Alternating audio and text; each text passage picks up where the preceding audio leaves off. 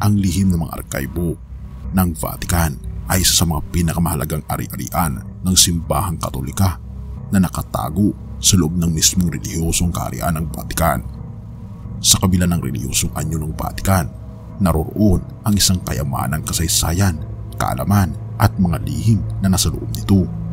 Sa loob ng mga ito matatagpuan ang mga dokumento at tala ng mga siglo na nag-uugnay sa pag-usbong at pagbagsak ng mga imperyo. Atin itong pag-usapan, mga kaibigan. Ang pagsilang at kamatayan ng mga Santo Papa, mga liham na sinulat ng mga hari at reyna, mga orihinal na kopya ng mahalagang mga sulat, at pati ang mga personal na mga dokumento mula sa ilang mga kilalang pangalan sa kasaysayan. Para sa mga mananaliksik at mga eskolar, ito ay isang tunay na ginto ng impormasyon. Ngunit para sa iba, ang mga arkibong ito ay pinagmumulan ng misteryo at intriga. Ang mga chismis tungkol sa mga nakatagong silid, mga nalimutan ng mga pasilyo, mga lihim na samahan at mga mapanlikhang kagubatan ay nagsisilabasan. Kaya anong mga lihim ang kinakatagpo sa Vatican Secret Archives? Ang Estado ng Vatican ay tinatag noong Pebrero 11, 1929. Ang pinagmulan ng Estado ay nagmula sa Lateran Pact noong 1929 sa pagitan ng Italia at Holy See. Ito ay nagresulta sa pagkilala sa buong mundo at eksklusibong soberanya ng Holy See sa teritoryong katumbas ng lungsod ng Roma na may formal na kasunduan na nagtatag ng Katolisismo bilang relihiyon ng Italia. Ang Vatican ay may populasyon ng mga 840 at sakop ng paligid na 108 hectares. Ang lungsod ay matatagpuan sa Roma, Italia, at ito ang pinakamaliit na independent na bansa sa mundo ayon sa populasyon at sakop. Ipinakikita ng lungsod ang pananampalataya ng mga Roman Catholics at ang kanilang kapangyarihan at impluwensya sa mga relihiyosong tao ay hindi may pagkakaila. Ang otoridad ng Holy See ay umiiral sa mga Katoliko sa buong mundo. Ang Vatican Palace sa hilagang bahagi ng Basilika ni San Pedro ay tirahan ng Papa sa loob ng mga pader ng lungsod. Ang Papa ay tinuturing na isa sa mga pinakamaimpluwensyang tao sa mundo dahil sa kanyang impluwensya sa relihiyon. Ang mga Etruskano ay misteryosong mga tao na naninirahan sa gitnang Italia higit sa 3,000 na taon na ang nakakalipas. Sila ay mga eksperto sa energy, sining, architecture at ang kanilang sibilisasyon ay isa sa mga pinaka-supil ng kanilang panahon. Gayunpaman, hindi pa rin natin alam ng marami ang kanilang wika o mga paniniwala. Alam natin ang pangalang Vatican ay walang kaugnay sa Biblia, sa wikang Grego o sa wikang Latin. Ito ay hinango mula sa Diyos-Diyosang si Basti, na Diyos ng banal na komunikasyon at mga hula ng mga Etruskano. Naniniwala mga Etruskano na naninirahan si Vatis sa ilalim ng lupa at sila ay nagtayo ng kanilang mga templo sa ibabaw ng mga kuwebang ito upang may kapag-usap sa kanilang Diyos-Diyosan. Hanggang ngayon, ang Vatican ay tinayo pa rin sa ibabaw ng isang sinaunang kuwebang Etruskano at sinasabing nakipag-usap pa rin ang Papa kay Vatis sa pamagitan ng isang lihim na lagusan na nag-uugnay sa Vatican at sa kuweba. Kung ito ay totoo o hindi, nanatiling misteryo, ngunit malinaw na ang pangalang Vatican ay nagmula sa mga panrelihiyong paniniwala ng mga dating panahon. Noong October 2019, binago ni Pope Francis ang pangalan mula Vatican Secret Archives papunta sa Vatican Apostolic Archives. Ang Apostolic Archives ay sentro ng mga dokumento ng Holy See para sa lahat ng kanyang mga kilos, gawain at mga dokumento, at ito ay sa mga pinakamatandang institusyon sa mundo. Itinatag ito sa pangangasiwa ni Paul V noong kalahating bahagi ng ika-17 na siglo at kasalukuyang isa ito sa mga pinakamalawak na arkibo sa buong mundo. Ang archive ay naglalaman rin ng mga personal na arkibo ng Papa at sumasailalim sa otoridad ng Papa.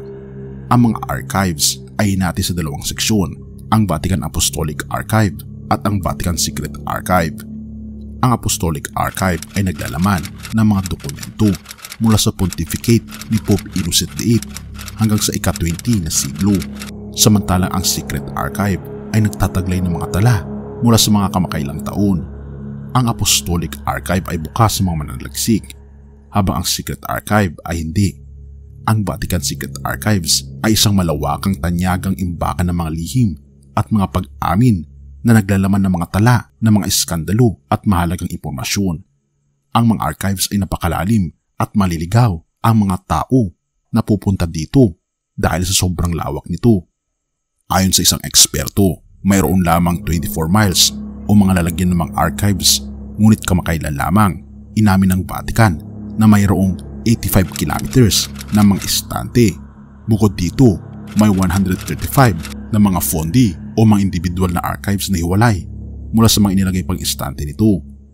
Kasama dito, hindi lamang ang record ng mga desisyon ng Papa, negosyo ng Chancery, at iba pang mga uri ng dokumento, kundi pati ang mga materyales tulad ng mga record ng mga kilalang tao, pamilya, mga supremadong relihiyosong orden, at ng mga nunciature o mga simbaang embahada. Ang karamihan nito ay hindi pa natitignan kahit hindi pa naka-index o nakakatalog. Maingat na kinokontrol ang access dahil sa mga sensitibong impormasyon tulad ng mga impormasyong tungkol sa Inkwisisyon, isang grupo ng mga institusyon sa simbaang Katolika na naglalayong labanan ang heresy at nagsasagawa ng mga paglilitis sa mga panghinalaang heretics. Sa kabila nito, ang mga ganitong uri ng impormasyon ay maaring makita lamang sa pahintulot mula sa kanyang halili, ang Sacred Congregation for the Propagation of the Faith.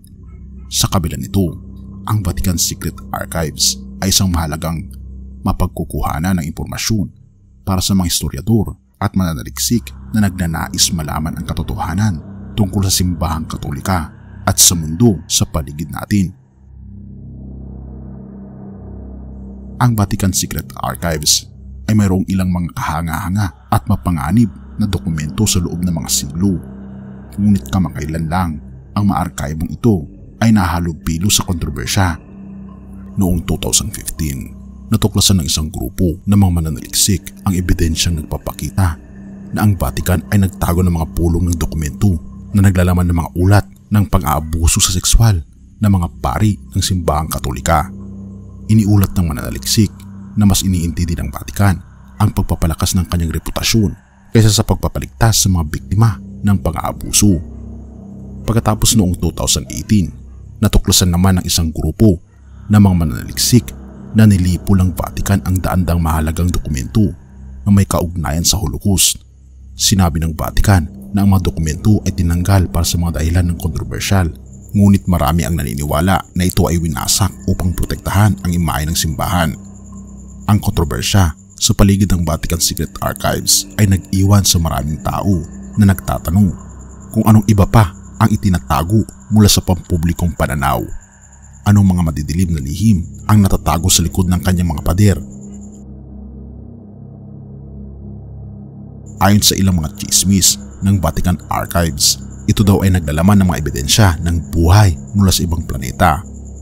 Ang pinakakaraniwang binabanggit na ebidensya ay ang mga bungo na sinasabing galing sa ibang mundo. Naniniwala ang ilang mga tao na ang Papa ay may koneksyon sa mga aliens at nagtutulungan sila upang mag-implant sa lahat ng tao sa mundo ng mga computer chips. Bagaman walang konkretong ebidensya upang suportahan ang mga paratang na ito, nananatili itong pinagmumulan ng pagkakamangha para sa maraming tao. Kung ang mga chismis ay totoo, ito ay nangangahulugan ang Vatican ay may hawak na isa sa mga pinakamalaking lihim sa kasaysayan. Marahil isang araw malalaman natin ang katotohanan. Subalit para sa ngayon, mananatili ang Vatican na hindi nagsasalita tungkol sa mga ebidensyang ito. Noong 1891, ipinalabas ni Pope Leo XIII ang isang encyclical na makakaimpluwensya ng malalim sa simbahang Katolika. Ang dokumentong may pamagat na Rerum Novarum na isinalin sa English bilang Of All New Things ay isang mapanuring pagpuna sa Industrial Revolution at ang epekto nito sa mga manggagawa. Inakusahan ni Leo na ang bagong sistemang pang-ekonomiya ay mapan-exploit at hindi makatarungan, at hinihiling niya ang malalim na reforma upang mapanatili ang mga karapatan ng mga manggagawa. Ang encyclical na ito ay nagdulot ng malakas na pagtatalo sa loob ng simbahan at nag-udyok ng pagtatalo tungkol sa papel ng Papa sa mga isyu ng lipunan at politikal. Sa mga sumunod na taon, ang mga encyclical ng Papa ay naging mas karaniwan na upang ipahayag ang iba't ibang mga paksa mula sa kahirapan at digmaan hanggang sa kontrasepsyon at abortion. Sa kasalukuyan, ang mga encyclical ng Papa ay mahalagang bahagi ng aralang panlipunan ng simbahang Katolika at patuloy na nagpapailalim sa ating pangunawa sa mundo sa paligid natin. Sa loob ng mga siglo, pinagtatalunan ng mga historiador ang pag-iral ng ating Panginoong Jesucristo. Ngunit lumitaw ang isang bagong teorya na ang Vatican ay nagtatago ng ebidensya na ang ating Panginoong Jesucristo ay hindi talaga nag-iiral. Ang teoryang ito ay batay sa mga ulat na naglalaman ang mga arkibo ng komunikasyon sa pagitan ni Emperor Nero at ni San Pablo. Ayon sa mga ulat na ito, nag-aalala si Nero sa pagkalat ng Kristyanismo at itinanong kay Pablo tungkol sa lider nito. Bilang tugon, iniulat daw ni Pablo kay Nero na si Kristo ay isang tunay na tao na pinatay ng mga Romano. Gayunpaman, naniniwala ang ilang mga historiador na ang kwento ay pinilabas lamang upang mapaligaya si Nero. Kung totoo man o hindi, malinaw na ang mga diskusyon tungkol sa pag-iral ng ating Panginoong Jesucristo ay patuloy na magpapatuloy sa mga darating na siglo. Sinasabing ang Vatican Archives ay tahanan ng mga pinakamalaking koleksyon ng mga hindi angkop ng mga video ng mga bata. Kung totoo man ito, hindi ang katotohanan na ang Museum of Erotica sa Copenhagen ay naglalaman ng malawak at magkaiba't uri ng mga material na may malaswang nilalaman mula sa mga painting at mga litratong hanggang sa mga pelikula at mga laruan. Bukod dito, may malaking pilag din ng mga sulatin na may malaswang nilalaman, kasama ang mga sulatin ni William Buckley Jr., tagapagtatag ng National Review at ng scholar na si Camilla Paglia.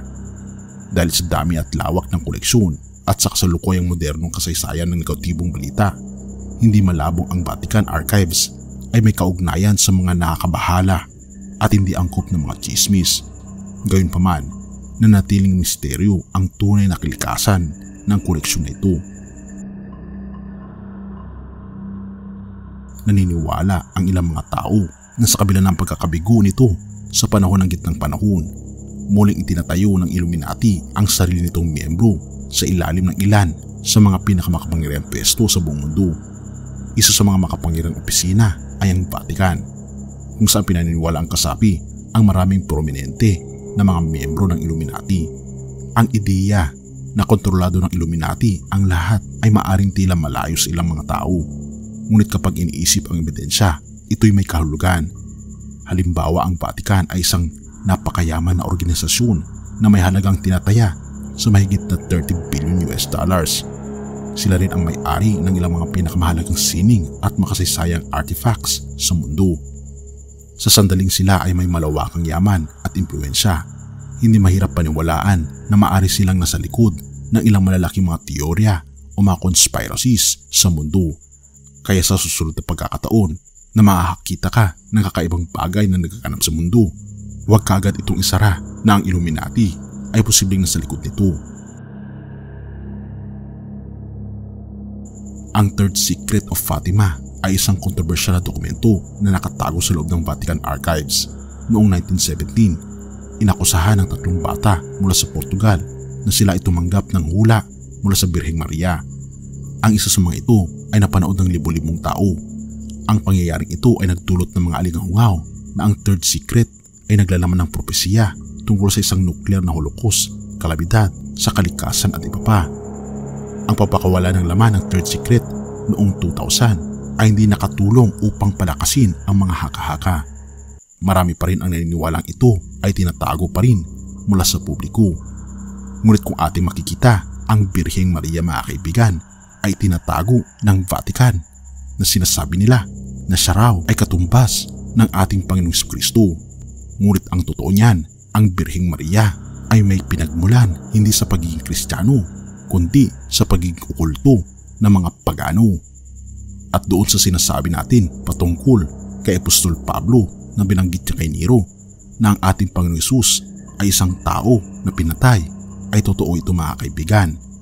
Ngunit itinatago ng Roman Catholic din na ang ating Panginoong Hesus ay totoong Diyos. Bagaman sinasabi nila at naniniwala ang Katoliko patungkol sa Trinity ay pinalabas na tila ang ating Panginoong Hesukristo ay hindi talaga Diyos, sapagkat hindi nila nirerespeto masyado ang ating Panginoong Hesukristo at pinalalabas na siya ay kapantay lamang ni Maria. Ang ilan ay naniniwala na ang laman nito ay labis na nakakagulat na hindi maaring ilabas. Samantala, may mga naniniwala na ang Vatican ay ginagamit ito upang kontrolin ang mga tao.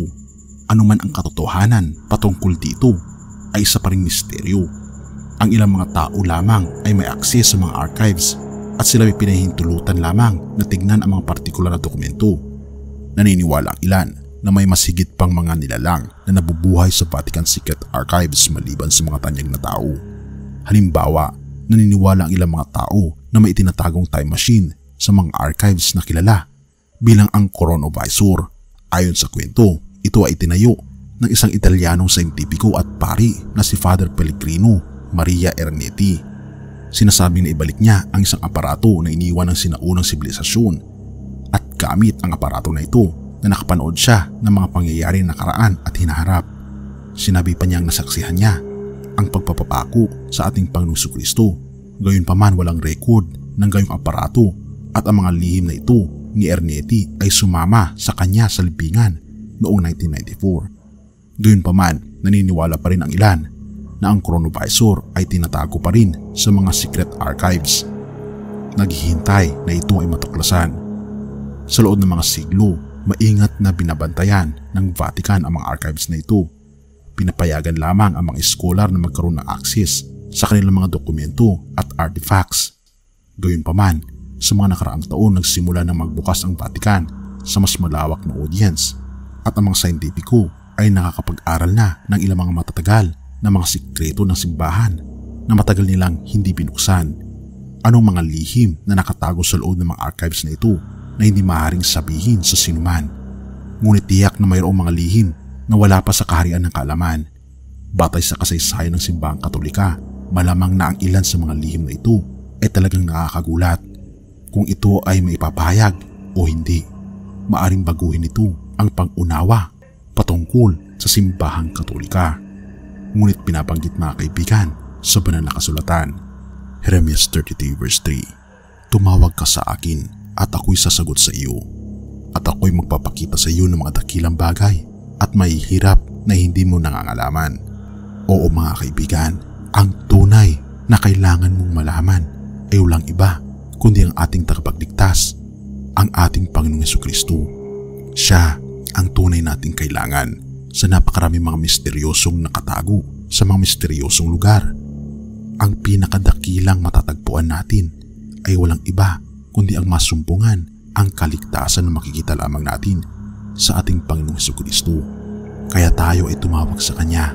Siya ang ating totoong Diyos at tagapagligtas na nakakaalam kung ano ang pinakamainam para sa iyo at malalaman mo ang mga sikreto na nais niyang ibunyag sa iyo sa hinaharap na tiyak na magbibigay sa iyo ng buong kagalakan. Purihin ang ating Panginoong Diyos at salamat kaibigan sa iyong panonood. Tayo manalangin. Ama naming banal, makapangyarihan naming Diyos, kami po'y lubos na nagpapasalamat sa inyo sa walang sawa po ninyong pag-aalaga sa amin at sa pagbibigay sa aming Panginoon ng tunay na kaligayahan sa pamamagitan ng aming Panginoong Jesucristo. Salamat Panginoon at inilalayo niyo kami sa peligro ng kasamaan na dulot ng dyablo. Salamat Panginoon dahil nasusumpungan po namin ang pinakamahalaga na misteryo, ang misteryo ng inyong pong pag-ibig sa amin. Salamat Panginoon dahil hindi niyo kami pinapabayaan at tulungan kami na masumpungan parati ang kaligtasan na matatagpuan po namin sa aming Panginoon Jesucristo. Purihin ka o aming Panginoong Diyos at patawarin po kami sa lahat ng aming pagkukulang at pagkakasala, pagkat ito ay aming samutiling sa matamis na pangalan ng aming Panginoong Hesus. Amen.